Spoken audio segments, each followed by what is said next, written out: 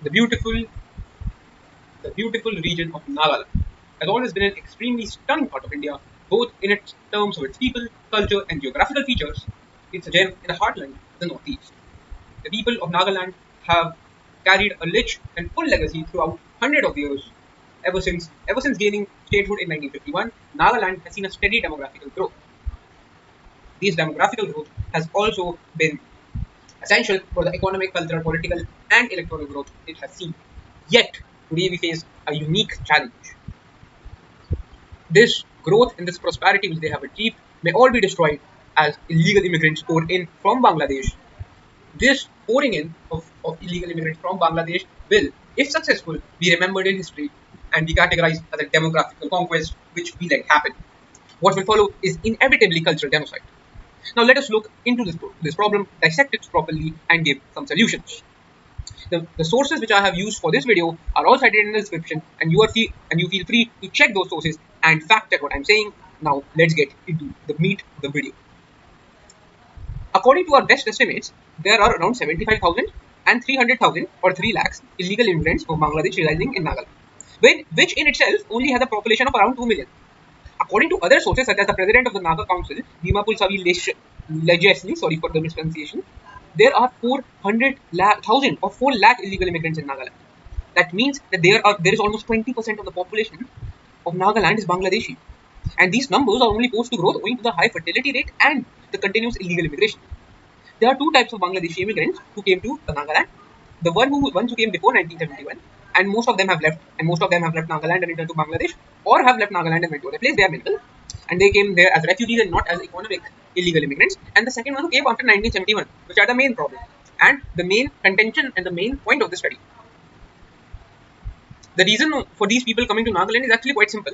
To quote a study done by the lovely professional university's political science departments, it is nothing less than poverty, demand for labor, and high population in Bangladesh that they come to Nagaland. Now, pay close attention to the last factor which I have spoken of: high population in Bangladesh.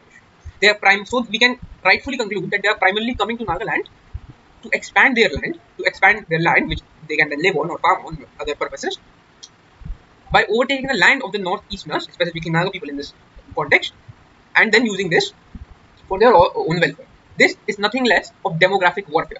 What Hitler did in the Second World War was his concept of Lebensraum or living space. The illegal Bangladeshi immigrants are doing the same thing, acquiring, or not really acquiring, but stealing the land of the Nagas for their own population to grow and for their own welfare. This is nothing less than well-guided, centrally planned demographic war. The thirst of the land of the illegal Bangladeshi immigrants are further cemented as in the study. As to quote the study, the means of livelihood, number of population of Northeast is dependent on agriculture. With the increasing influx of illegal immigrants from Bangladesh, the share of limited possessions among the locals get reduced. The non-locals tend to acquire land from the locals. As a result, which causes isolation from the ancestral land, contributing to clashes among the ethnic group. So not only does the local people lose their land, there is also a higher chance of ethnic conflict, which I am sure none of us want. Now, not only acquiring the land, the illegal immigrants are also actively harming the population of Nagaland. The money they earn from Nagaland seldom remains in Nagaland and it is mostly sent back to Bangladesh. Thus, meaning the illegal immigrants are extracting the financial resources from the Nagas and sending it back to Bangladesh to strengthen its economy rather than Nagaland's economy. So, they are basically treating Nagaland as an economic colony, just like the British did to India, extracting financial resources for UK and other raw materials for UK, just like the illegal Bangladeshi immigrants are extracting financial and agricultural resources from Nagaland to send back to their homeland, aka Bangladesh. Not only that, but education is seldom a priority for these individuals and is mostly ignored. Now, ignoring of education means two things: that they remain poor and uneducated, and which means that the fertility rate does not fall. We all know for fertility rate to fall among communities, education is a priority. But here in this case, education is seldom given priority. Now, when the fertility rate does not fall and proceeds to be high, which it is, while the fertility rate of Nagas fall every year, which will inevitably lead to demographical imbalance. Furthermore, the immigrants are aware of this. They know that this demographical imbalance will be in their favor and therefore go out of their ways to marry multiple local females and have multiple children with them.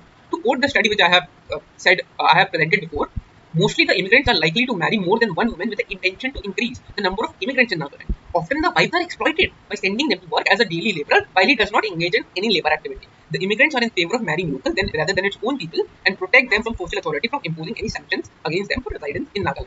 Here we see that there is a clear-cut intention by the illegal immigrants to take over Nagaland and subject her people to the worst kind of slavery imaginable, to make them a second-class citizen in their own lands.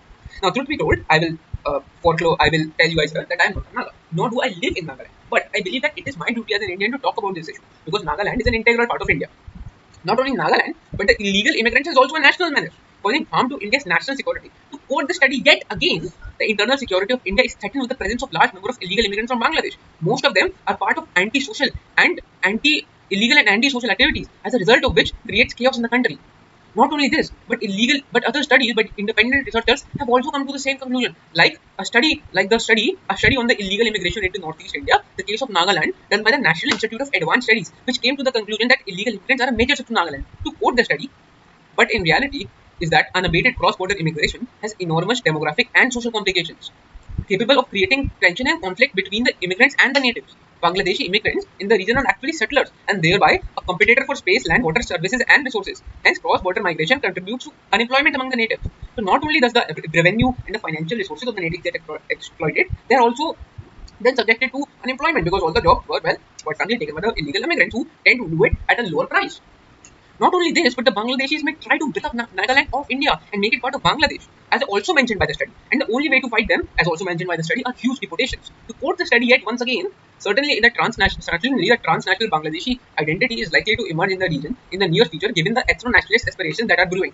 If deportations continue at current level, it will take more than 1,000 years to deport an estimated 1.5 million illegal immigrants. Therefore, India needs to adapt time-bomb strategies to regulate cross-border migration. The only logical solution to this is a national identity card, as also mentioned in the study, as a logical solution. Introduction of national identity cards, it is a prerequisite for controlling immigration. This is particularly important in border areas of the region. Now that we have established how illegal immigrants plan to destroy Nagaland, let us also look at how much time it will take them in the present day, like right now. The present day fertility rate of Bangladesh is 3 kids per woman, rounded off from 3.3. That means that each woman is having 3 kids. Now we know that most illegal immigrants are poor. So that means that fertility rate will be higher among them as compared to your average Bangladeshi. According to a research by the United Nations, the source is of course in the description, the fertility rate of poor females in Bangladesh is 4, rounded off from 3.8. On the other hand, the average fertility rate of a Naga woman is 1.7, which means that the Naga population will now decrease while the Bangladeshi population increases. Even if the population of the illegal immigrants is to fall, which we are also assuming that no other illegal immigrants will come into the state, the fertility rate of Nagas will fall even below there. Therefore, ultimately leading to Bangladeshi domination. And this is when we assume Bangladeshi immigration fertility rate will fall drastically, something which the International Institute of Population Sciences has ruled out in its report, as there we see no growth in the GDP per capita of the illegal immigrant. The only way to counter the demographical invasion is the establishment of a national identity card and an NRC to identify illegal immigrants. If I was to make an educated guess, I will say by 2040 Nagaland will become Bangladeshi majority.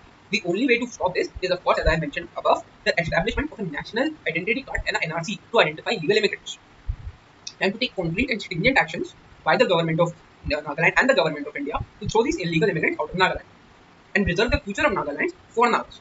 I have full trust in the capacity of the people of Nagaland to fight this menace and to recover their God-given right of living freely and peacefully in their own land. Jai Hind.